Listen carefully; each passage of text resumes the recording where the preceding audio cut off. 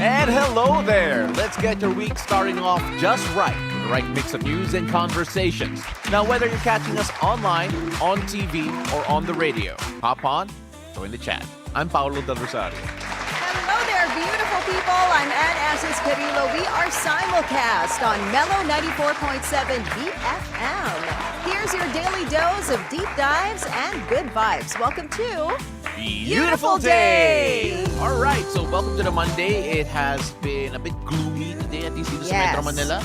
But still, we're off to hopefully a good start. When you said gloomy, I went out and looked out the window. Yan yung pag-check natin eh. Live po yan. Pero you know, Bit of a drizzle. Okay. Obviously, it's an LED. I've already made a proposal na kapag bumabaha, dapat may rubber flood? boat. May rubber boat na dadaan. Rubber boat, Oo, okay. tapos to come rescue us, diba? Minsan may jet ski. You know, you never know. Paano kung ang place natin is high up? High up.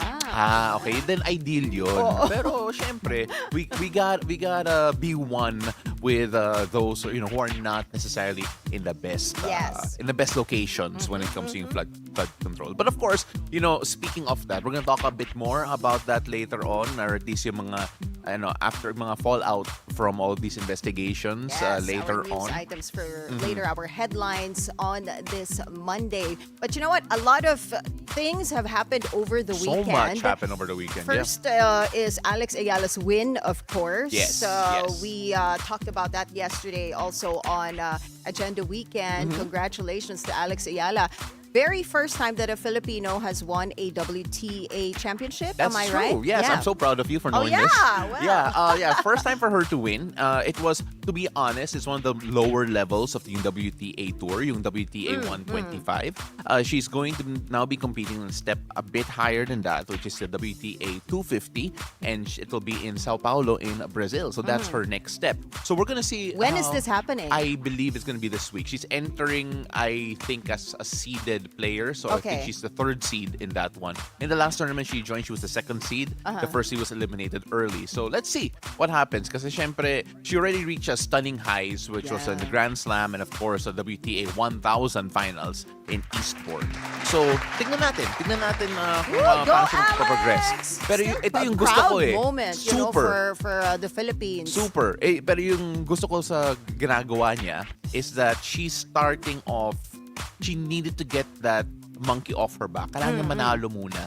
And she did so in a way that was relatively convincing. Sure, comeback win, but relatively convincing. But anyway, sorry, we can get off tangent. We are also live on Facebook and on YouTube. And of course, when they're there, what can they do, Ann? They can like, share, and comment. There's a comment section there. Feel free to send us your messages, your shout-outs. If you guys want to greet anyone, we can do that for you on the show. If you want us to greet you, go ahead and leave us those messages or questions for our guests later on. As always, we have a packed show. Oh, yeah. For the Hangout later, we will be talking to the cast of Shrek The Musical. Finally, we have them on the show. Yes, we do. Kaya tayo naka-green. Yes. Oo, dahil kay Shrek. Shrek. Pero wala din si Shrek. Wala si Shrek. But Fiona's here. Oo, kasi we can ask her about Shreking siguro, di ba? Diba? We can ask her about Shreking. Sige, their opinion on Shreking. Oo, and si Lord Farquaad. Oo, diba? And I would like to now officially audition as the gingerbread man. May time pa. Kasi apparently, October 31st pa yung opening ng Shrek The Musical. yeah. So you still have time to, audition for gingerbread man. Go ahead. Okay. Not the gumdrop buttons. Anyway, we're gonna move on because of Weather HQ, we also have a guest later on. He is Dr. Davirich Pagsisihan, who will be talking about Obesity Prevention Week. Oo, kasi minsan sinisisi natin yung iba. Pero sometimes it's really up to us, yung obesity. So we're gonna figure it out later. That was a play on his name. Pasensya na po, Doc. We'll talk to you later. But of course, we have one more coming up. Yes, that's right. We got Pinoy or Pinay Baddie Pride. San Diego-born rapper Amaya Jane will be telling us all about her confidence and her music on Day Mix. And we got music towards the end of the show. Wow, I am super excited. We got a jam-packed show as always. So feel free to send us messages on Facebook and on YouTube. We are simulcast on Mellow 94.7 BFM, and we are also on their Facebook page. So, Yes, so sir. many ways to get in touch with us today. Of course. So we mentioned a while ago, it was a bit gloomy, at least, pagdating natin. But of course, let's see whether or not that actually affects the situation out on the road. Yes, let's go check the situation in major roads at this hour, guys. Here is what's happening along EDSA Quezon Avenue flyover. On the left side of your screens, you're seeing vehicles heading to Quiapo. Moderate traffic already building up as of this hour. On the right side, those are the vehicles heading to Quezon Memorial Circle. Moderate to heavy traffic on that stretch. Now, here's a look at EDSA Orense in Makati. On the left side of your screens, you're seeing vehicles going to Pasay City. Light traffic on that area. Opposite lane, same situation. On the right side of your screens are vehicles going to Shaw Boulevard. We got light traffic on that area. Now, heads up to motorists. The expanded vehicle number coding scheme is in full swing. It's a Monday, so vehicles with license plates ending in 1 and 2 should be off the road right about now until 10 a.m. and again later from 5 p.m. to 8 p.m. And motorists can expect a big price hike on fuel this week. Oil firms are expecting to raise the price of their gasoline by up to 1 peso and 20 centavos per liter, diesel by up to 1 peso and 50 centavos per liter, and kerosene by up to 80 centavos per liter. The president of Jetty Petroleum said this is due to supply disruptions as Russian oil flows were damaged by Ukrainian attacks and fresh U.S. sanctions on Iranian oil.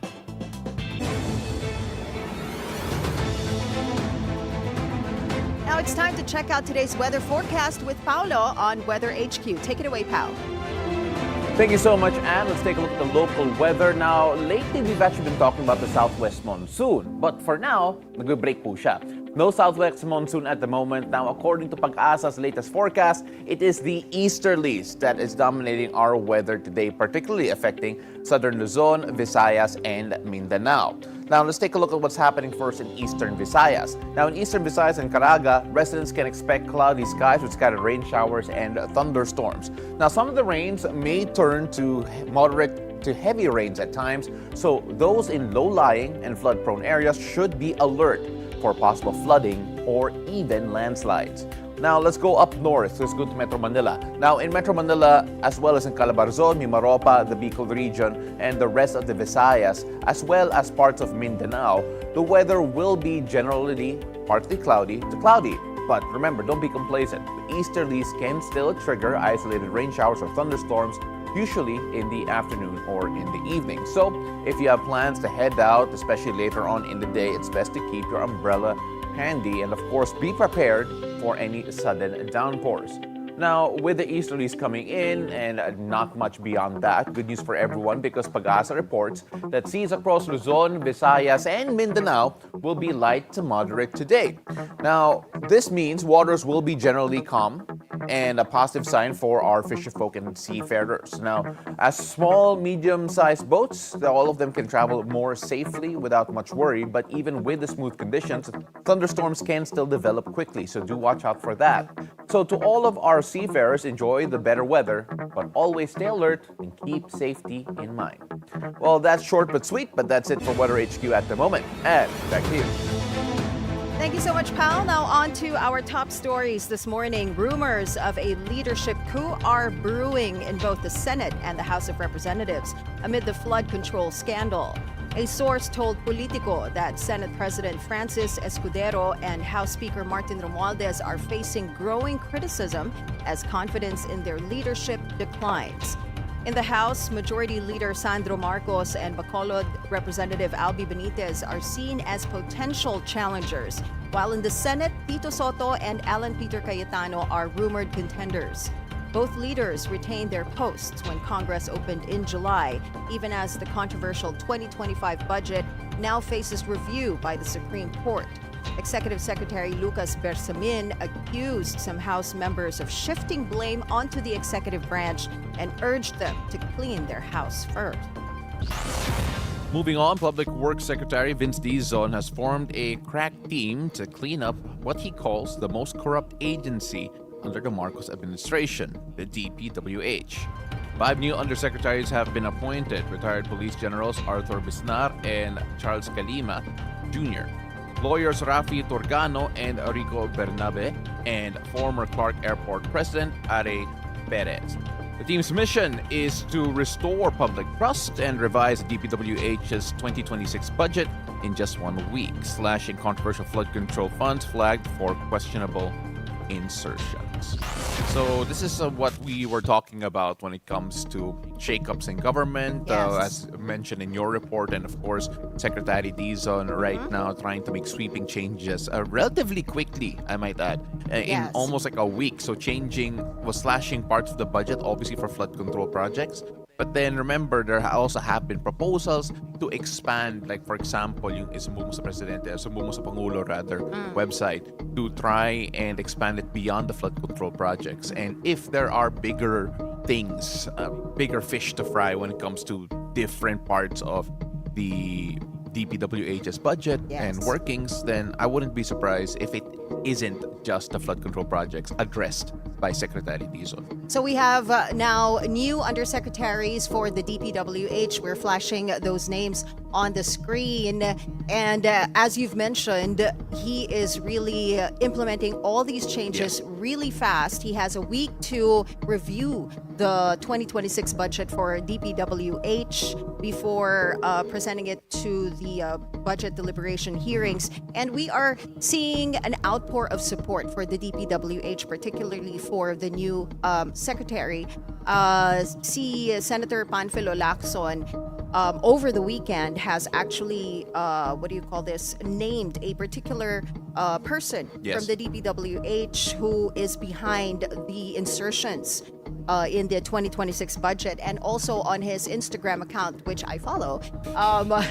Sabi ni Senator Lacson na he is ready to support Secretary Dizon, and he is also going to help him by giving him some I will quote verbatim what he said on his Instagram account, damning evidence against some officials para rin ma-warn others within the department not to follow suit. Yes, so one of the things that Senator Lacson has been very vocal about is the fact that he is also on this chase for those who have defrauded the people. And to be quite honest, medyo ramdam na talaga ng galit ng taong bayan. I mean, we can see it in the way that people have been, rightly or wrongly, come out in protest to some of these. For example, yung mga contractors, you've seen it last week, in particular outside the Discaya compound, right?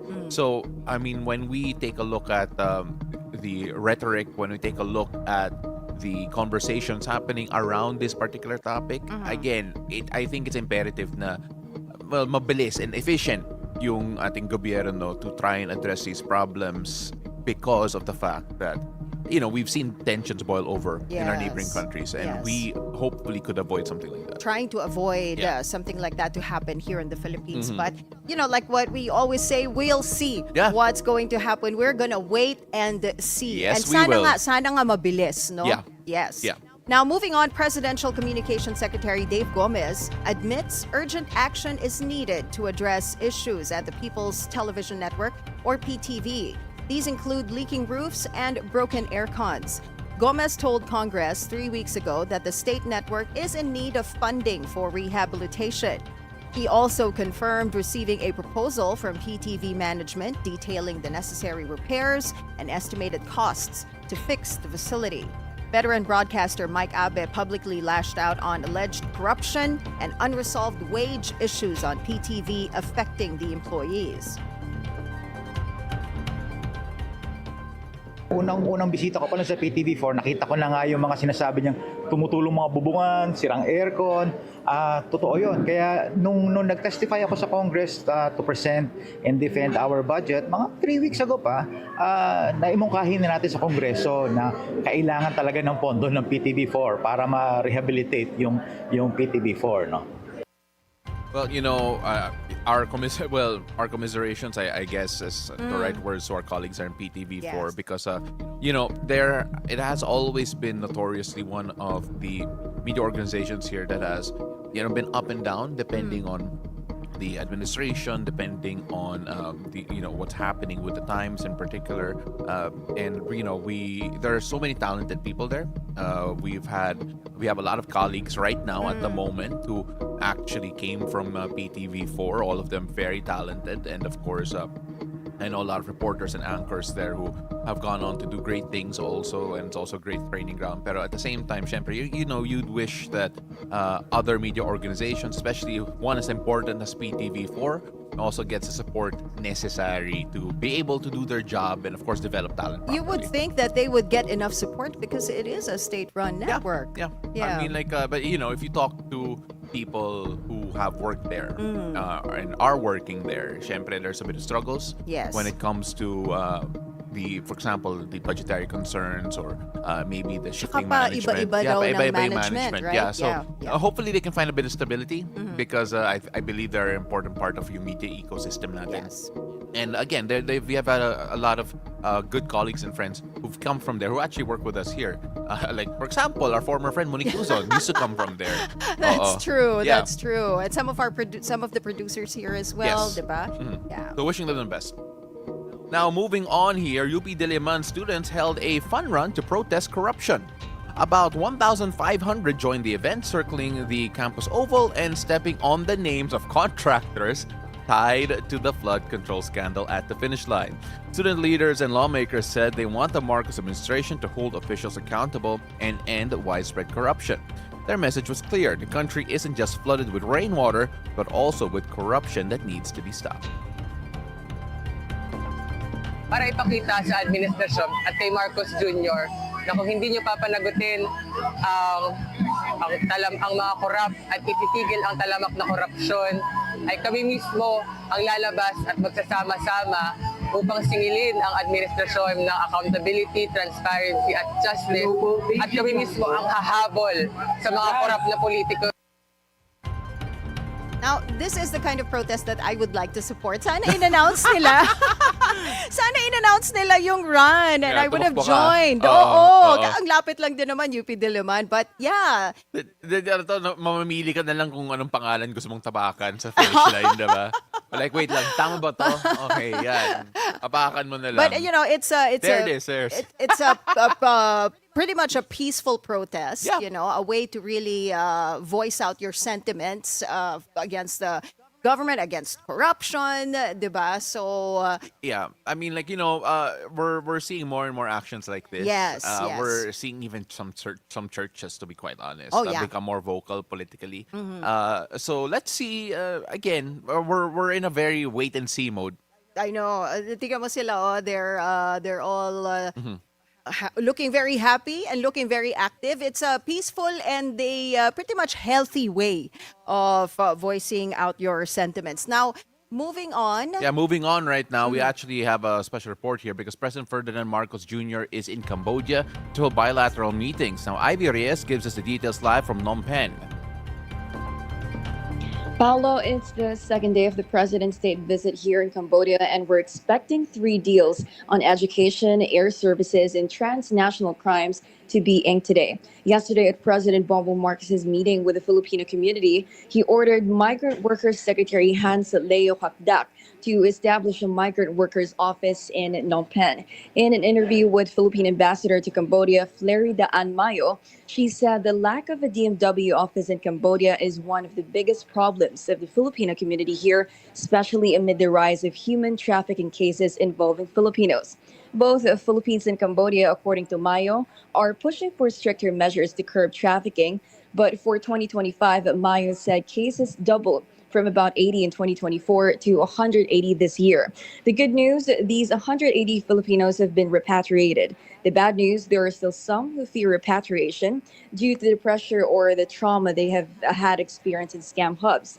Some of these victims are abused physically, some financially, which is why some of them choose not to go home. Maya told us the victims themselves revealed that Filipinos are usually the targets of scam hubs here, and from our conversations with the Filipino community, financial capacity is the reason they see as to why this happens. As of now, that's the latest here from Phnom Penh, Cambodia. Paolo. Ivy, what else are we expecting today from the president's second day in Cambodia? Well, we're on our way to the Peace Palace for the president's official welcome ceremony. And later this morning, the bilateral meeting. And in the afternoon, a business meeting with some of the biggest business leaders here in Phnom Penh. Paolo. Well, Ivy, you know what? We were trying very hard to pronounce good morning in Khmer, Cambodia. Arun Suwera Sadui, I guess. But Ivy, we hope that you have a great coverage there, and I hope to hear from you again very soon. Thank you so much for joining us. Morning. Kasi pati siya nag-morning lang eh. Oo. Hindi pa niya, mapapracticein muna Oo daw nga, niya. Arun Yes. Suwera Sadui. Alright, so it's magandang umaga nga lang. Alright, thank you so much. That was Ivy Reyes coming live from Phnom Penh in Cambodia. Now in world news, a teen coder becomes the first Catholic saint of the millennial generation. Carlo Acutis, a British-born Italian boy who died aged 15 from leukemia in 2006, learned computer code to build websites to spread his faith. Pope Leo XIV canonized Acutis on Sunday, attended by an estimated 70,000 young worshippers. Acutis' canonization had been hotly anticipated by many Catholic youths for months. It was originally set for April, but was postponed after the death of Pope Francis. So we have our very first millennial saint. Yep. He's- Millennial Saint. He's not the youngest. People are wondering if he is the youngest saint. No. I think the youngest saint was around 9 or 10 years old. Yes. So si Carlo Acutis is the very first millennial saint. Now about Pope Leo also, and a bit of light and unscripted moment from Pope Leo here. The pontiff accidentally knocked off a camera on the Pope Mobile as he reached for a gift tossed by a pilgrim. The live broadcast by the Vatican media briefly shook before Pope Leo looked up, smiled, and said, "Scusa," Italian for sorry. Laughter and applause rippled through the square, softening the formality of the historic day with an impromptu display of humanity. Leo has become known for deftly catching tokens from the faithful during his Pope Mobile rides. You know what? Because the last Pope Francis was a football fan, and he has his favorite football teams. I wonder how Pope Francis would have reacted if he received a Brazilian a jersey, which is notoriously the rival of Oh, Argentina. he'd be so excited. I don't know if he would be. That would be really funny. But then, speaking of Acutis, by the way, a while ago, he actually has a relic coming here to the Philippines soon. Oh, So, okay. I believe, according to the CBCP news, the relic will be in the country from November 28 to December 15. And it'll be part of the membrane that surrounded his heart. So it'll be here in the Philippines for a while. So let's see. I'm not quite sure about the details of where to see We it should and how to cover see it. that. Yeah, for sure. Do a But coverage. so just a bit of connection to that as well. But all right, moving on here, a total lunar eclipse, also known as a blood moon, glimmered early Monday morning above Sydney. The Earth, Moon, and Sun aligned to produce a total lunar eclipse, making the moon lose its usual white light, a reflection of the sun's light on its dusty surface. Now, the reddish appearance of the lunar surface is caused by rays of sunlight around the outer edge of the eclipse shadow, or umbra, being filtered and refracted as it passes through Earth's atmosphere, bathing the moon indirectly in a dim copper glow.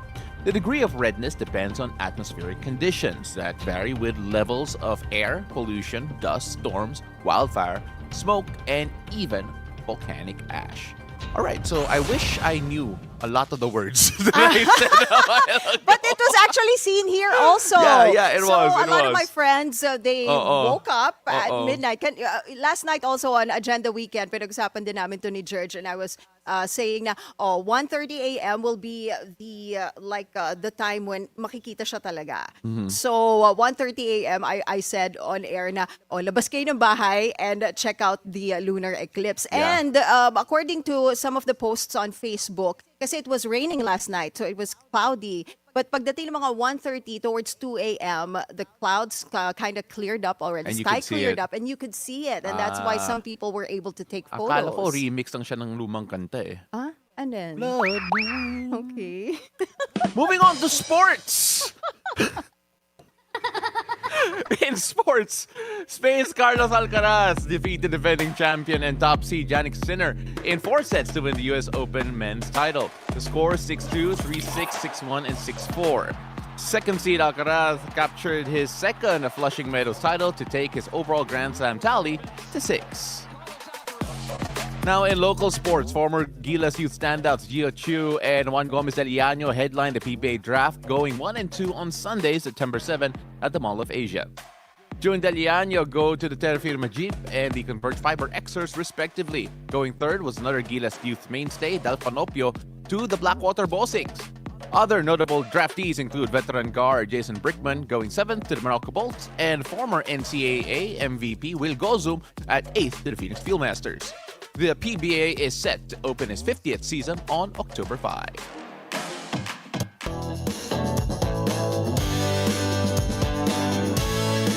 All right, here's our first cup of tea. A few sports fans are going viral for a little altercation at a Phillies baseball game over the weekend.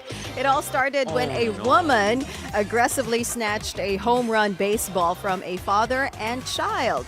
Fans seem to be divided on who had rightful ownership, as the ball did land close to the woman, who fumbled it and was then claimed by the boy's father. The woman, now dubbed Phillies Karen, continued to get in confrontations with others in the crowd as they told her off. The baseball team eventually caught wind of the incident and made sure the boy, who was apparently celebrating his birthday, didn't go home empty-handed. He got to meet Phillies Harrison Bader, who hit the home run and was given his signed bat. I'm kind of torn about this because if you look at the video, have you seen the video? Yeah, you know what? So She the dropped ball- it. You drop it. Oh, and then the father, he was actually from the other side. So he ran to the side where the ball landed and got the ball and gave it to his son. Yeah. I would understand that the woman probably would feel upset because, hey, you were over there and the ball landed on this part where I'm seated. But for you to go there and get the ball from the kid is entitlement. Okay, as a sports person in general, okay, girl, you dropped it. If you caught it and you held on to it, you keep it. But I think the unwritten rule. Actually, she didn't. Did she drop it? Parang hindi nga niya nakuha. She almost had it. In other words, she almost had it. But it Oo. landed right like in front of her. Pero she wasn't able to catch it. It fell on the parang the ground. Look, and then if father you- got it. If you shoot, sabihin natin basketball, if you shoot a shot and you almost made it, it doesn't count. Almost Right? doesn't Diba? count. Ako, you know what? I'm upset at her because she attacked the kid. She went for the kid, right? Yes, So that's yes. why I'm upset at her. Great job to the Phillies for reaching out to the kid, making sure that he had a great That's birthday. so cute. I mean, like, and you know what? If you're in a sports arena, you cannot hide. You cannot hide. Okay? And you're seen. It's yeah, just like 100%. Coldplay's Jumbotron, you know. Yeah, Yeah. actually. Di ba? Oh, may kiss cam din Nakita dun, na ah. lahat yan. May kiss cam It's din not dun. really a kiss. May kiss. Yes, actually, Oo. meron Yeah, and din. galit nga ako sa kiss cam ng PBE eh. Kasi fini-feature yung girlfriend ko, hindi naman ako yung katabi niya. And if finiture ka, hindi ka naman na-kiss. Oo, yun din. So, move on muna tayo. Galit na ako. Okay, for another cup of tea, Italy said goodbye to legendary designer Giorgio Armani this weekend. His coffin was brought out of the Armani Theater in Milan after thousands paid their final respects. Staff members applauded and wept as the hearse left the grounds. Armani, who died Thursday at 91, built a business empire spanning haute couture to home furnishing, with his name becoming synonymous with elegant simplicity. He will be laid to rest in a private funeral. And that wraps up our tea Yeah. for this morning. You know, that he's an iconic person, Giorgio Armani. I mean, like, until, I don't think we're ever going to hear that name and not think about, syempre, yung legacy niya, yung Yes. elegance, yung, basically, everything that his name and the brand brought. It's iconic in a way, and to be honest, I'm happy that we're able to talk about iconic people because right now we're gonna move on to something that's become iconic to a generation. Yeah. Diba? Iconic to a generation because when we return, the ogre from far, far away comes to the Philippines and is bringing Broadway magic. Shrek The Musical opens in Manila October 31. We talk to Fiona and Lord Farquaad, not in costume, played by actors Krystal Kane and Alfredo Reyes after the break.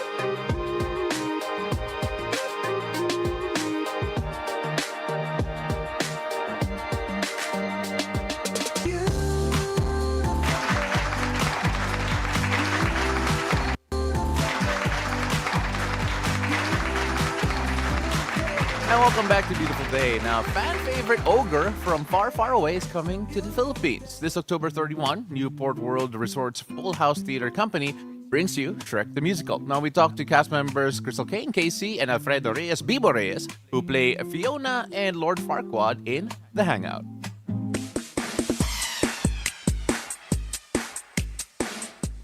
Beautiful day, KC, Bibo. Thank you so much for joining us. I know it's super early, and that's why you didn't ask me to sing. All right. Thank you so much. Appreciate it. Very important. All right. First off, syempre, Shrek, very iconic. This is not going to be the first time Shrek's going to come to the Philippines. But of course, I just want to gauge how excited you guys were to be part of this. Because syempre, when we talk about Shrek right now, it feels like it's having a bit of a cultural resurgence in so many ways. Bibo, I'll start off with you. Because, again, you're playing the villain here, Lord Farquaad. And, you don't quite have his height. You're a bit tall, to be quite honest. But how does it feel to be playing Lord Farquaad and, of course, doing Shrek the Musical here? It's a thrill. I'm so excited. Lord Farquaad is a misunderstood man. Let's put it that way, I guess.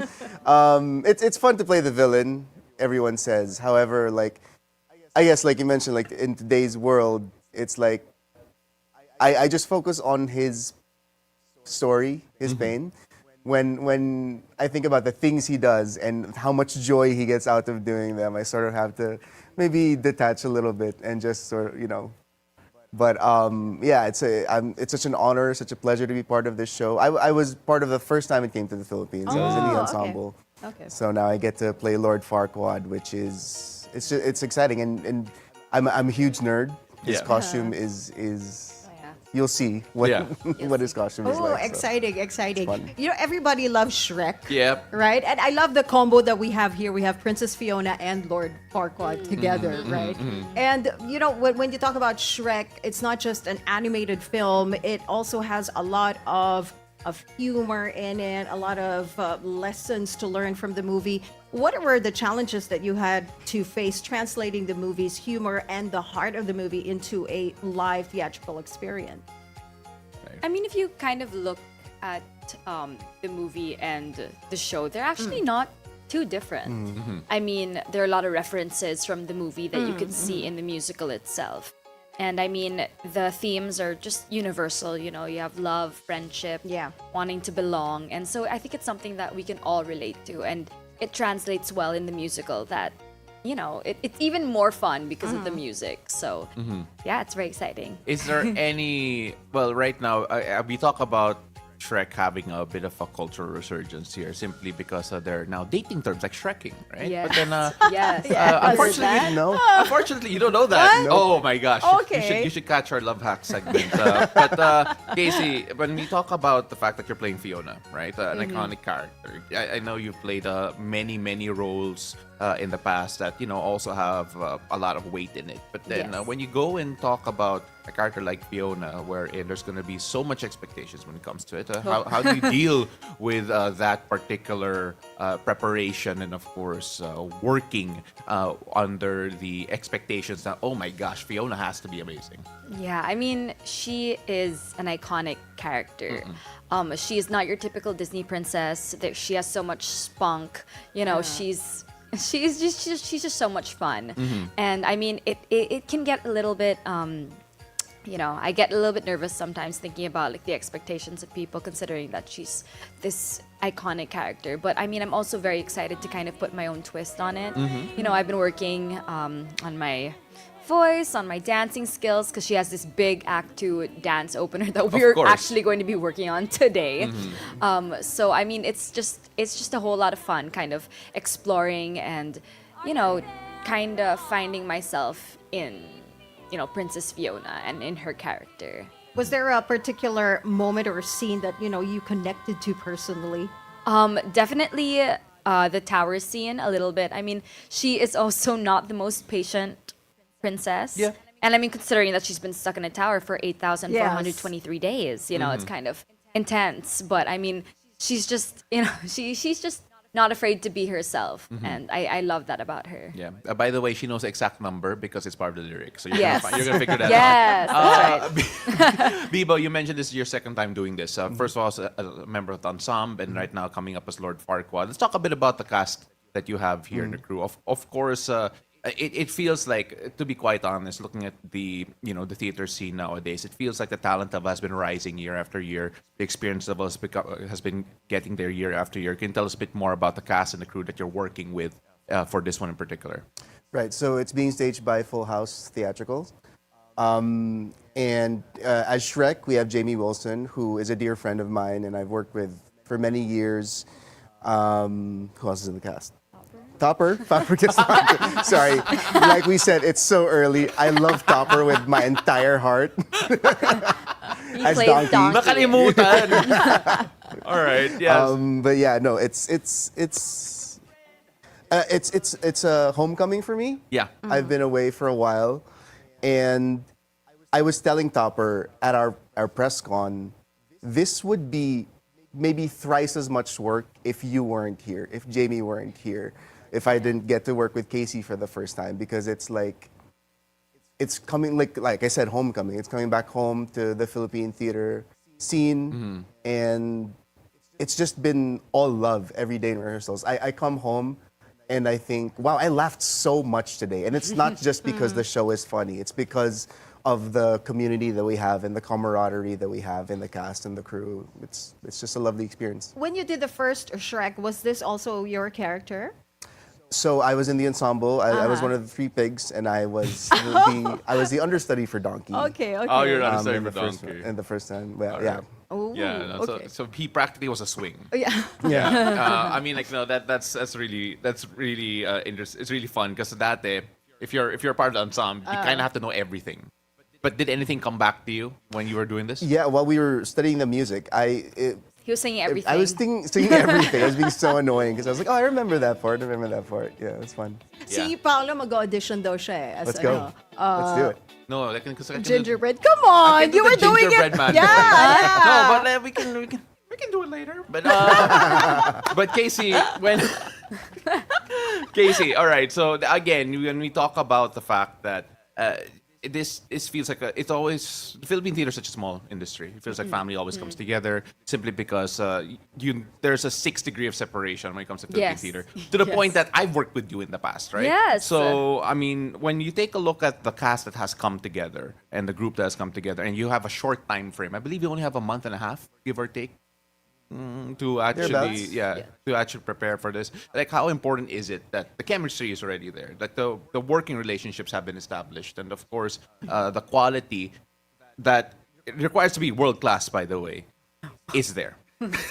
I mean, funny thing is, I've known Jamie, Topper, and Bibo for a while, but I've never worked with them before this. So this is actually my first time.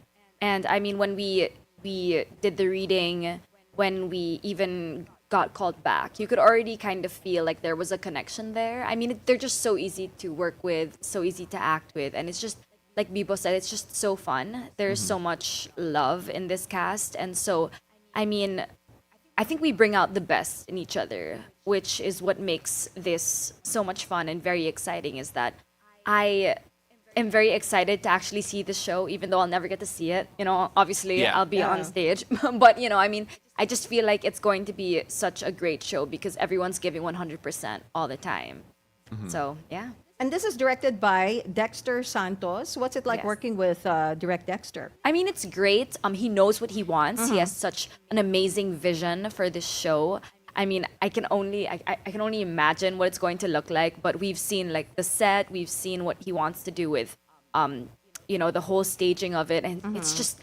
I mean, it's going to be big. Like, I have no other word to describe. It's going to be big. And he was saying in our press con that he kind of wants it to be kind of like an amusement park. Like, he wants kids to come in and be like, wow, this is so cool, And I mean, it's both for the kids and for the adults. We have like, themes that the adults can relate to, but the whole spectacle can also be for the kids, which is something that everyone could look forward to. Let's talk about the songs Yeah. here in the musical. As you've mentioned earlier, Alfredo knows most of the songs already. He's singing all these Yes. songs. What's the best part about learning the songs now for you, Krystal? I mean, I was a little bit familiar with the music beforehand, but diving into it, I mean, we have such a great musical director. We have EJ Yatko, and he really kind of, brought it out of us. Like, we say that the music is the language of the show, and it's so fun, it's so lively, but at the same time, you have songs like "I'm a Believer," which everyone can like dance and like sing Yes. to, and then you have other songs like "Who I'd Be," which is kind of Shrek's ballad, and it's just so touching. You wouldn't think that there'd be a song like that in this show, but then when you hear it, you're like, yeah, you can kind of relate to it, and it becomes so much more emotional, and you think that this is not just a fun show. It is also, it's more than that. It's about, acceptance. It's about finding love, finding friendship, and someone just wanting to belong. And so it can get emotional at times, and I think people will come in kind of surprised that this show tugs at their heartstrings the way it does. And Lord Farquaad has a ballad too, right? He sings a ballad. The ballad of The Lord. Ballad of The Ballad Farquaad. of Farquaad. Yes, the ballad of Farquaad. I mean, like it feels very Pinoy to say that you're going to be doing a ballad Yeah. for Right. that, right? It's so true. Yeah, so but I mean, like again, the process of actually casting you guys, if I'm not mistaken, actually was very grueling, especially for the younger version of Casey, because from what I understand is that there were 200 little girls who auditioned to were be a the lot. younger Wow. Casey. There were a lot. And a lot of them were cut off because they were too tall. Taller than I'm Casey. sorry. I'm sorry. No, it was true. Like I got to the callbacks for the kids, and I was really like I saw kids my height. I saw kids taller than me, and in my head I'm thinking, oh my god, I'm taking away the opportunity from these children because I'm taller, and they're just looking at me like, So they come in the room, and they're kind of like, so I'm so sorry, but this is like we'll just try it out, but maybe we'll get back to you. And then I'm just looking at them like, it's because of me. It's so funny because Yeah. my sister was one of them. Oh, is she taller than? Yeah, you're taller. Yeah. Oh my God, I'm so sorry. Yeah. Oh my gosh, no, that was funny. But but when you take a look at the fact that so many people have come and tried to be part of this role, and there is always going to be a sense of like, okay, you got to prove that you belong there. Bibo, I wanna talk about your character in particular because you've done this in the past. You're a bit of a veteran, but then we always say earned, not given. Right. And what does it feel to be able to say that, considering that this is a coveted role, to be quite honest? For sure. And like, it's when we're at rehearsals, and there's not to say that it isn't all love when we're in the rehearsal room, but like you said, like you got to prove it every day. It's not something that's just that you can take for granted. When we're in rehearsals, it's like, okay, sige, you're in this big role, like prove it, like show that you have the chops and you have the skill and ability and the the will to actually pull this off. Casey and I were talking earlier. Anytime that I've been given an opportunity like this, that I've either been given a huge role or like just told that I have been cast in something or am wanted for something, it always feels like robbing a bank, weirdly. Like that's my own form of imposter syndrome. It's like, there was one day when I booked Waitress, I told Casey, like, the moment that Direct Bobby, God rest his soul, told me that I got it, I ran straight to the parking lot, got in my car, and drove straight home because I didn't want anyone to have the opportunity to take it away from me before I got home. It's weird. It's a weird feeling. So this is okay. yeah. Go ahead. No. It's just never. It never feels like, oh, this is easy. This is mine. I deserve this. I always, every day, wake up feeling like I have to earn this and prove it. This is the second time that you're doing Shrek. It's the second time that Shrek is being done here in the Philippines. How different is this version going to be? Like Casey alluded to, Sir Dexter wants it to be this huge, like, theme park-like experience almost. And it's gonna be fresh. One another thing that Direct Dexter is like very keen on is like this musical is almost 20 years old at this point. Yeah. While the themes and the music and the story will be timeless always, Shrek is known for its references. So he wants it to feel like now. He wants it to feel like it fits in today's world and today's humor and sentiments. So, Casey, are you old enough to really enjoy Shrek for what it was? Yes, that was like part of my childhood growing up. I still remember having the DVD and like playing Shrek's karaoke dance party. Okay, I mean, like No. now that That's a thing. now that you're basically bringing Shrek to the new generation of kids, how important is it for you to give them the same sense of wonder that you had Ooh. when you first watched Shrek as a fetus or however old you were? No, I was old enough to understand. But I mean, what I love about Shrek is that, like Bibo mentioned, it's timeless. Themes are timeless, and honestly, they're all online now. Everyone can watch them. You have access to them, and I mean, it's just even though it's been so many years since we first got Shrek, I feel like nothing's changed too much. Like, it's still something that everyone can relate to, especially kids nowadays. So I kind of want kids to come in, and those maybe who haven't even watched the movie come in and be like, oh my God, what is this? And then they fall in love with it, and then they start looking into the movies and stuff like that, I just want them to really enjoy this experience. I have like younger cousins who I'm inviting to watch, and I'm just really excited for them to enjoy this spectacle of a show. I think it's the first time in a while that Newport is doing, a family-friendly show, and so it's exciting. We're all excited. You know what, Anne? What year ba lumabas yung first Shrek? I think it's like early 2000s. Early 2000s. Like, Okay. 2003, I think. 2003. 2003. Yeah. And how many movies have come after the first Shrek? I think we're in the Shrek? 17th already. I don't know. No, they're supposed to come out with Yeah, fifth. a fifth Fifth, one. yeah, I mean, right. like it for me. I knew I was a bit too old for it when Justin Timberlake came in. That's when I thought about that. But does it hurt your soul when you find out that there's some kids who haven't seen Shrek? People? Yeah. Yeah, I mean, are you alluding to the age thing? No, not really. We're batchmates, so I can't really do that. Yeah. I'm not too far off. Yeah. Well, Shrek is one of the most memed properties of all time. Yeah. So like you get on Twitter, get on any social media, there's gonna be Shrek memes and Yeah, like now Shrekking. yeah. Shreking, So yeah. what is this Shreking? Look it up. Okay, I'm not gonna it get up. my answers. But We were going to ask them their opinion about Shrekking, Okay, no, right? I think and we should. Shrekking is Yeah. like dating down. oh my Yes, God, that is yes. mean.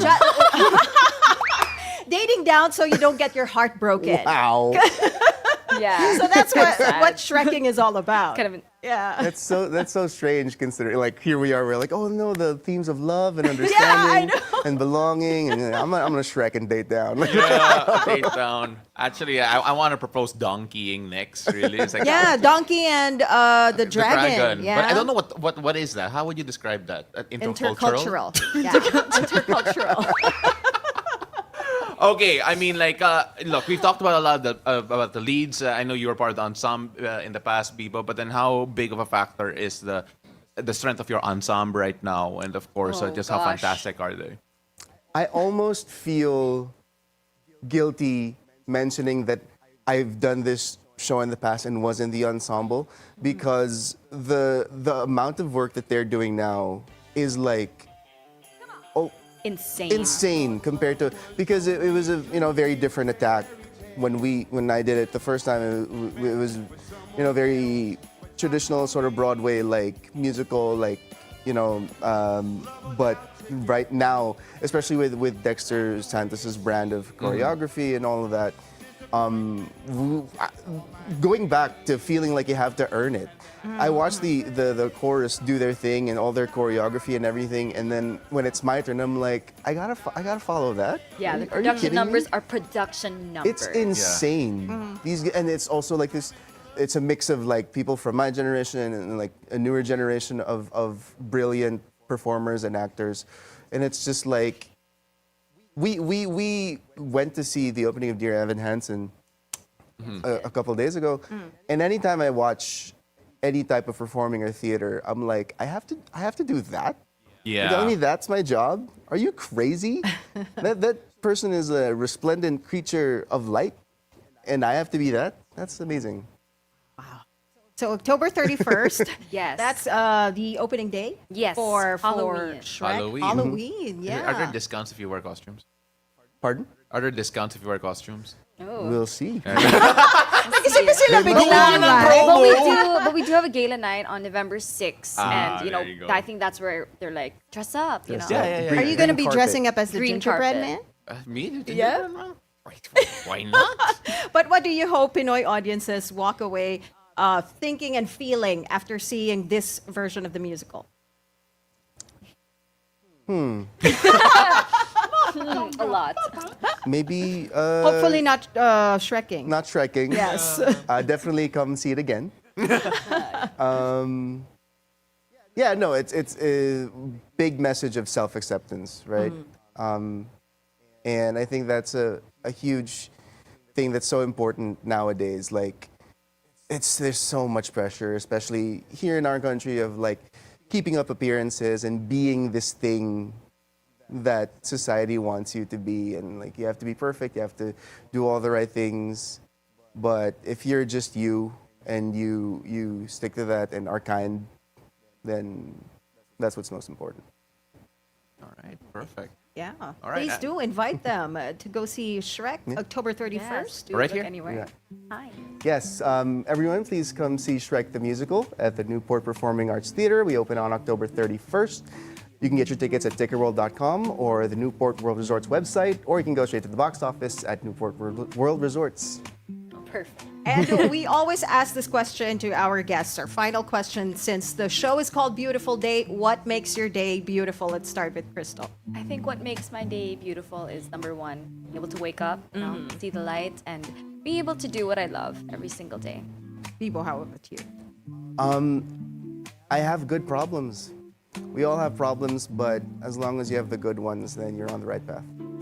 Perfect. Right, Ladies and gentlemen, again, Krystal Kane, Casey, who plays Fiona, and Alfredo Reyes, who plays Lord Farquaad in the upcoming Shrek the Musical happening in Newport Theater. Thank you so much for joining Thank us you today. so much. We know it's so early, but we really appreciate you guys being Thank here. Thank you you. so much. Thank you. All right, so after the break, we discuss obesity prevention and how Filipinos can stay healthy and active even during the rainy season. Plus, our horoscope of the day with Master Hans Kua. Stay with us. Beautiful day. We'll be right back. Thank you, guys.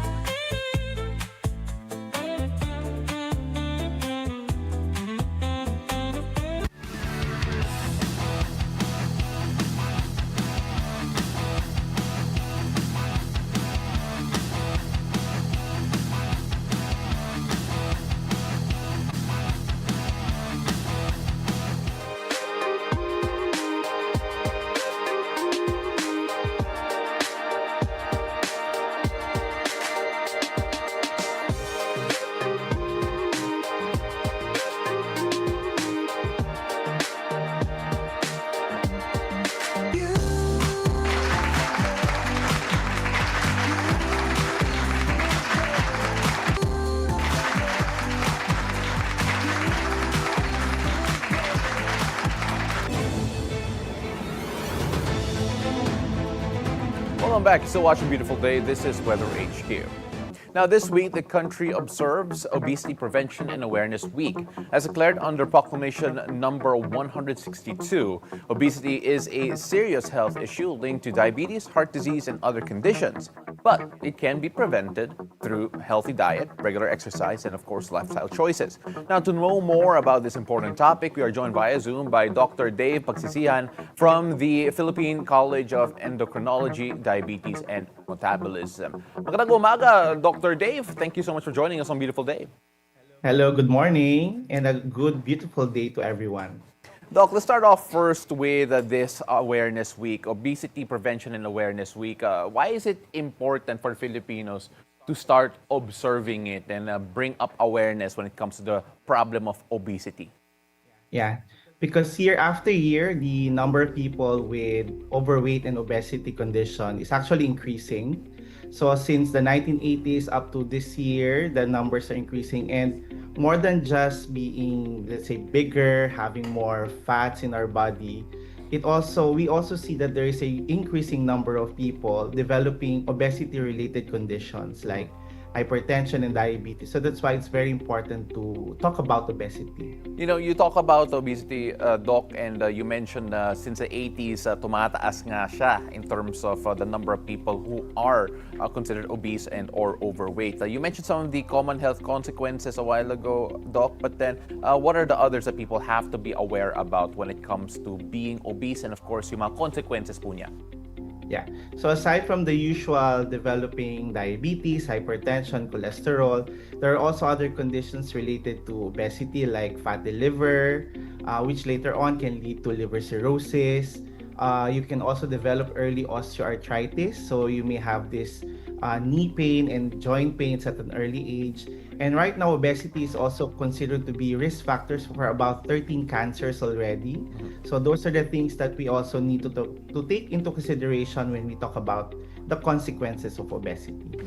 Doc, sinasabi ng mga ibang Pinoy or when we talk about obesity in the Philippines in general, mahirap kasi, well, really, i-reduce yung kanin. When we talk about Correct. yung lifestyle changes or environmental factors rather, or yung culture ng Philippine cuisine or Filipino habits, what contributes to yung obesity natin that you find a bit difficult for your patients to address? Number one, it's cultural, no? So, we are taught kasi to eat rice, diba? So we eat rice 3 times a day. Some people eat them 4 to 5 times a day. So yan talaga kasi ang staple food ng mga Filipino. And rice is rich in carbohydrates. So that's one. Also, as an industrialization comes in our country, of course, the quality of food that we eat also, diba? Yung mga food apps that are available, all these different food businesses available, they come up with different tactics and marketing strategies to make you order and eat their food. So it's the quality and the quantity of food that we eat over time. Mhm. Tapos may pasalubong culture pa kapag may umuwi galing probinsya, may palaging Yes. may We also dala ng like to sweets. We also like to eat, let's say, carbs on carbs food. Let's say, rice, ulamin pa natin yung pansit. So, yung bread, papalamanan pa natin ng pansit. So, those are the things that we should really be looking into. Doc, maraming natamaan dito sa studio. When we take a look at the recent COVID-19 pandemic, maraming umiba in terms of yung health habits natin, in terms of yung mga fitness po natin. Have the obesity rates actually been affected by the COVID-19 pandemic, especially with the changing lifestyle habits? Kahit masasabi natin that there have been a segment of the population that have started living a bit healthier since then. Yeah, comparing the number of people with obesity, overweight and obesity, let's say in 2019 to 2021, medyo tumaas siya. So right now, the adults now, 4 in 10 adults, no, that's 20 years old and above, are at least overweight. So dati kasi mga 3 lang yan. Ngayon, 4 in 10 na siya. So with the pandemic kasi everything became more convenient. So lahat online, and then yung physical activity was really restricted to the house na lang. And then more work shifted to work from home setup. So wala na masyadong naging physical activity. So those are the things that I think changed as we work on the pandemic. Another thing apart from yung cultural aspects of obesity here in the Philippines, there's also the environmental. There are obviously mga prolonged bad weather, prolonged rainy season na nararamdaman natin, and because of that, a lot of people suddenly stop moving in terms of yung activity level nila, and of course, just generally staying healthy. Are there any practical steps or ways that you would suggest to adults or even kids to be able to maintain that healthy weight and of course prevent gaining anything, especially during the rainy season where, aminan po natin, masarap sa kama lang the entire time? Yeah, mahirap yan, lalo na kapag yung weather hindi nakikisama, no. But the number one thing I tell to my patients, it's not really about your diet or your exercise, but you have to be consistent. So let's say you decided on to do a certain diet that would help you improve your weight or do some physical activities that will help you reduce your weight. It's really the consistency and the drive to do it every day. So, kahit nasa bahay, basta meron kang goal, meron kang determination, you have to be consistent in doing what you need to do to maintain and prevent gaining weight. Doc, I also want to talk about childhood obesity, and especially, and even those who are adolescents, because right now, there has been, at least if you look all around the world, especially in the United States in particular, a rise in that particular sector. Dito po sa Pilipinas, is that a problem? Yes, similar all around the world. Parehas pa din. Yung sa childhood obesity rate several years ago is about 11%, no, for children. Now it's about 14%. So that's a 3% increase in the past, I think, 3 or 4 years based on the national survey of DOST. So malaking factor dyan kasi yung diet din, no? The weight of the child is often influenced by the lifestyle of the parents. So usually kapag tumataba rin yung parents, no, poor lifestyle, the child gets to imbibe those lifestyle. So, Doc, kung sinabi ko sa mga magulang ko, pumayat sila. Hindi na pala ako children. When we take a look at you mentioned that yung parents play a big role, but what about teachers, yung faculty, being able to influence their kids, considering the fact that, well, most of the day they are in school? Gaano ka-importante yung a good diet within school hours, especially during school season? Yeah, two things dyan ang important is number one, teaching them how to eat healthy. So kasama dyan yung education. So dapat kasama na sa mga lectures kasi yung healthy education and the effects of obesity later on. Kasi minsan inisip lang, they're just children, so they can eat whatever they want, they won't develop any of these conditions, but in reality, some of them really do develop conditions really very early. The second one is the food that they eat at school. So yung mga nasa canteen, so kailangan din ma-improve din yung mga food choices, no, that these children can get from the school. Doc, when you take a look at the habits of Filipinos, do you feel that the government actually needs to have policies to address this particular problem, yung obesity? Obviously, recently, si President Ferdinand Marcos Jr. Has coordinated with the PSC, courtesy of Sir Pato Gregorio, to open up sports facilities, to be able to encourage more activity for Filipinos. Do policies like this, do you believe, help in terms of addressing yung obesity problems natin, or does it have to be a bit deeper than that to address yung cultural problems po natin? Yeah, it's really very important that all sectors in the country would be involved in lowering the numbers of people who are overweight and obese. Hindi lang naman mga like societies like ours, no, yung teaching everyone about obesity, not only in school, hindi rin yung mga teachers, but also yung nakikita natin sa paligid. And these are usually mandated by policies from the government. So maganda yun, yung increasing yung sports facilities where everyone can enjoy and do sports on a regular basis. But more important also would be promoting a healthy lifestyle all around the workplace, all around the community. Let's say we create more parks where people can walk every day, or we create more walkable cities so that people would be able to walk more rather than commute pa. So yun yung mga importante. Pati yung mga policies regarding sugary drinks, the number of calories in foods, those are also very important.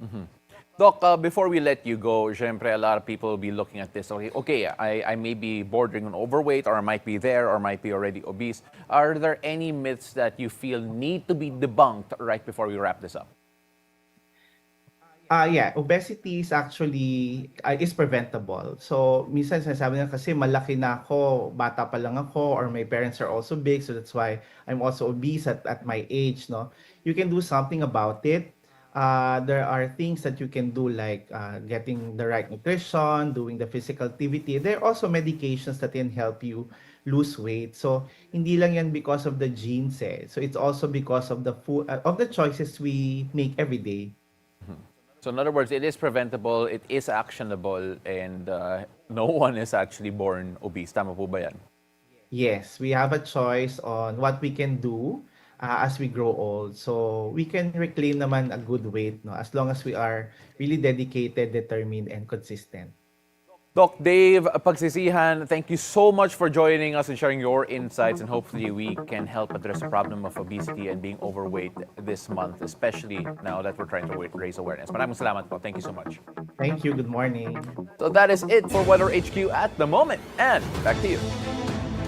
Thank you, Pao. Now, is today going to be a lucky day for us or not? Let's go find out from our resident energizer and feng shui master, Hans Kua, in our horoscope of the day. Take it away, Master Hans. Good morning! Beautiful day with me, Bilyonaryo Master Hans Kua. Ito po ang horoscope sa araw ng Lunes, Monday, September 8. Simulan natin sa mga pinanganak ng Year of the Rat. May nabubuo kayong new plans ni partner. Mas maganda kung sabay niyong isa sa katuparan yan. Blue at 4. Punta naman tayo kay Year of the Ox. May gustong makipag-collab sa'yo. Mabuting pag-aralan muna. Green at 7. Kay Tiger naman tayo, may reward sa effort mo nitong mga nakaraang araw. Red at 5. Kay Year of the Rabbit naman tayo makakatanggap ka ng advice sa mga katulong sa long-term goals mo. Yellow at 6. Kay Dragon naman tayo magpahinga kung napapansin mo mabigat na ang katawan mo. White at 9. Kay Snake naman tayo, may paparating na promotion. Blessing yan! Green at 2. Kay Year of the Horse naman tayo, may dagdag income na galing sa mga extra sideline o job mo. Blue at 1. Kay Ship naman tayo, good day para ayusin ang budget sa darating na week o linggo. Yellow at 3. Kay Monkey naman tayo, bago matapos ang araw, may small na wins na magpapasaya sa araw mo. Green at 8. Kay Rooster naman tayo, panatiling malinis ang paligid upang iwas tayo sa insekto at allergy. Red at 5. Kay Dog naman tayo, may resolve ang issue sa team. Ikaw ang magiging tulay dito. White at 6. At kay Of the Pig naman, may extra kita na pwedeng i-prepare para sa Ghost Month na closing. Yellow at 9. Paalala lang ito po'y patnubay lamang. Ang tunay na swerte ay nagsisimula sa pagiging totoo. Abangan araw-araw ang horoscope of the day. Dito lang po sa Beautiful Day with me, Master Hans Kua. Thank you, as always, Master Hans Kua. So my horoscope, according to Master Hans today, is I have to fix my budget for this week. Ako yung budget. Parang budget deliberation lang yan. Kasi Christmas season I know, diba? right? But I always welcome insertions in my budget. Oo. So, always welcome. But insertions, go ahead. Sa budget ko hindi sa budget ng bayan. Okay. You know what? A lot of people are joining us. We have so many greetings on both Facebook and on YouTube. So I'll read Facebook first. Rene Gozo says, good morning sa lahat watching from KSA. Wow. Thank you so much. Melchi Amaro Barbadillo, good morning everyone. She says, hi Melchi. Edna Garovilla says, good morning everyone watching from Oceanside, California. Cali. Wow. Pang-international yung audience natin. International yung next guest natin. Yes. RG Castillo Galdones is also tuned in via Facebook. Alicia May Chavez says, good morning, watching from Teresa Rizal. From King Gonzalez Tila, also saying good morning. Now on YouTube, let me just open that. We have Michael Angelo Buddy 2 saying, good morning, Ma'am Ann and Prof. Paolo. Prof! Ano ba ang prof ngayon? Prof. Paolo. Actually, last week, meron din siyang ganyang message. He really calls me Ma'am Ann and you Prof. Paolo. Oh, Prof. So, Okay, so noted. you're giving them that prof vibe with your suits eh. Why? May prof ba kayo na ganito yung magsuot? Anyway, Mali go mo, ahead. di Go ahead. ba? Cheeky is also saying, good morning, counting down again yung days before Christmas. How many Mike days na? Montero. Teka, nakalagay dito. Ang linagay lang niya, Pasko na! Pasko na. Generic. Ay, hindi. Roman numeral. CV 100. Ang hirap naman. Ang hirap. 107. 107. Ayun, 107 nga ba? Or 108? Okay, Yeah, either anyway, works. there. Yeah. So, Cheeky, thank you, Mike Montero. And si Michael again says, good morning to the staff and crew of Beautiful Day. I just like the person counting down. You know what? Please don't stop, okay? Yes, don't stop. Count Do it down every for day. us. Do it every day. And then, malay mo, one day, flash natin yung mukha mo. And then yung, as our countdown person. Diba? I don't know. That'll be nice. Pwede. Well, that's nice. Oo. So anyway, guys, up next, we meet a Pinay rapper making waves in Los Angeles. Catch her flow and style after the break on Day Mix. Stay tuned. Beautiful Day. We'll be right back.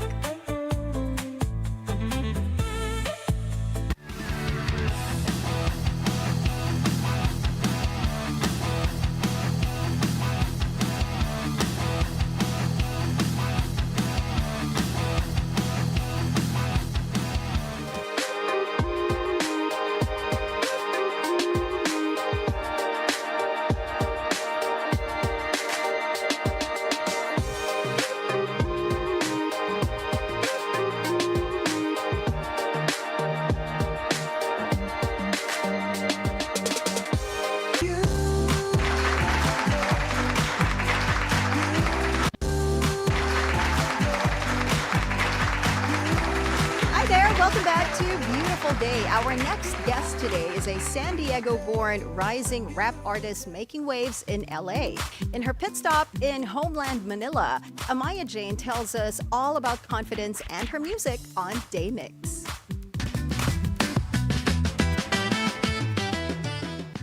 Beautiful day, Amaya Jane. Hello there. Welcome to Good BNC. morning. Welcome to the show. Thank you. I hope this is not too early for you. No, it's not. Not at I mean, all. I've been up since like 4 in the morning, so I'm kind of used to it. At Okay, this point, I had so- some coffee. So have we, to be honest. Yes, It's 4 in the morning. So you're here for a show that's happening on September 27, right? Yeah. And then we were talking off the air and you said that your last visit here in Manila was in 2011. Yes. Crazy. Yeah. Mm-hmm. So many changes already have happened since your last visit. How's your visit here in the Philippines going so far?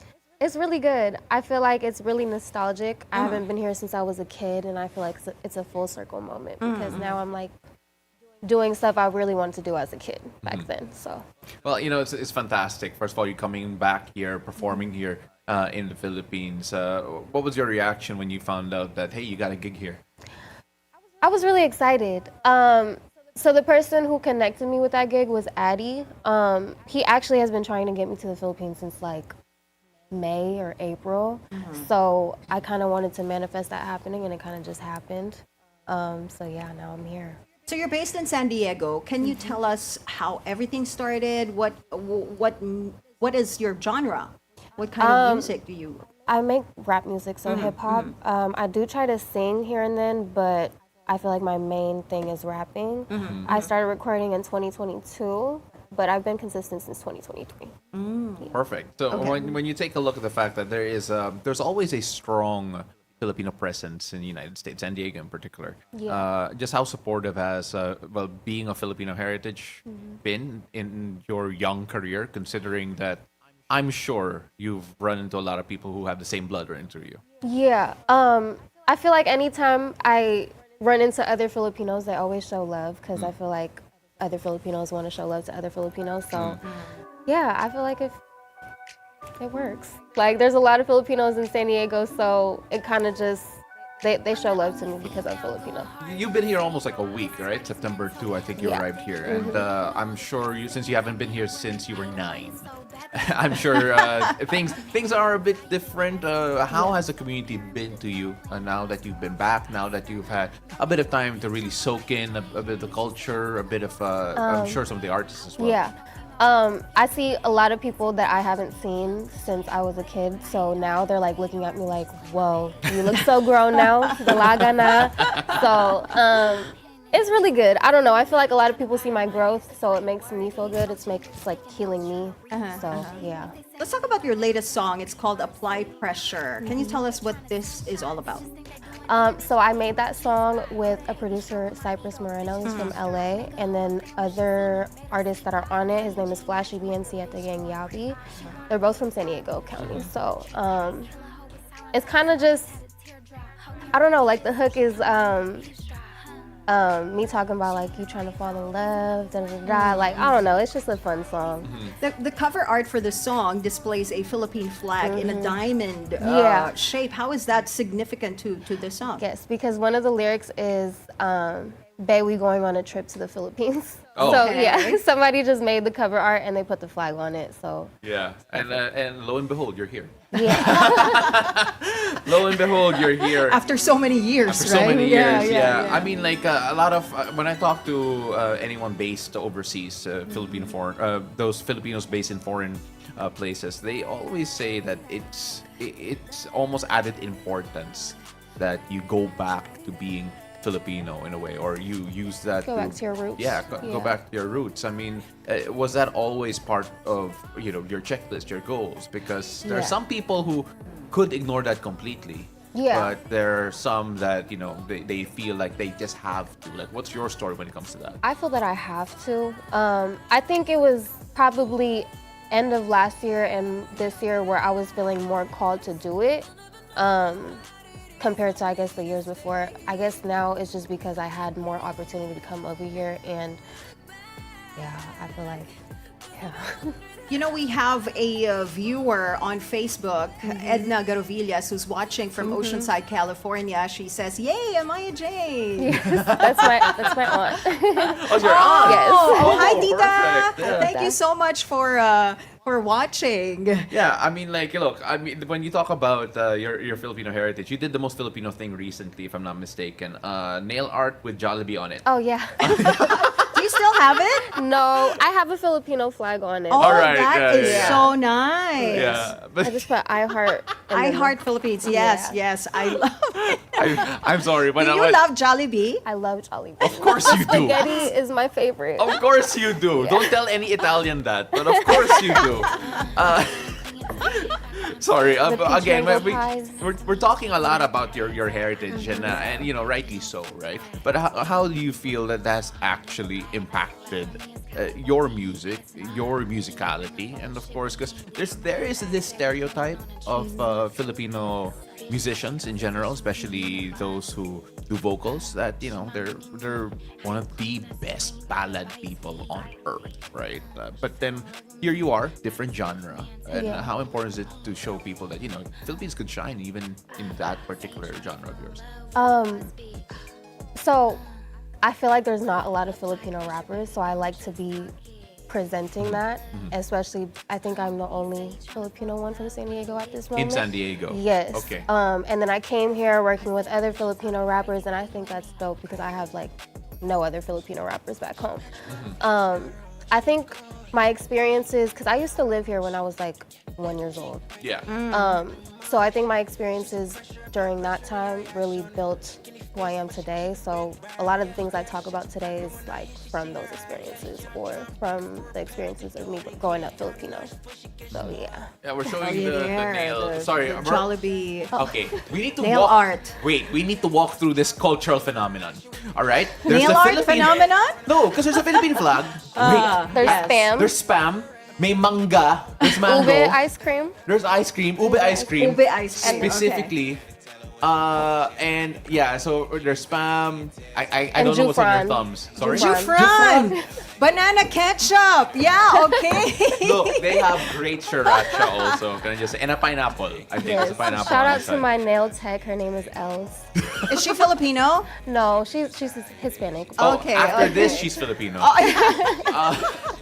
But that is so cute. Okay, so apart from and there it is, by the way. We're just zooming in on every time Yes. you can see your nails. You know what? We have a lot of messages coming in for you, Amaya Jane, on Facebook. Alicia May Chavez is saying hi. And also, John Victor has a question for you. Do you want to collab with any Filipino artist? I mean, now that you're here, have you done collaborations? Yeah, so Okay. since I've been here, I went to the studio with a Filipina rapper, Zay, Alex Bruce, and I still have some sessions set up with Illis Morena, Thugsta, yeah, a few artists. There's a lot of artists I want to collab with out here. cool. What do you think of the Filipino rap scene here? Were you surprised that I was it's- surprised yeah. because I wasn't hip to it. I didn't know anything about it until I did my research and came out here. So yeah, I think it's dope. All right, perfect. You know, we're running a bit out of time, but before we let you go, obviously, could you invite some of our viewers to go check you out in your upcoming show? Because I'm sure they're really curious to see how you'll do, and of course, we'll want to check out your stuff as well. Where can they see it? Where can they hear it?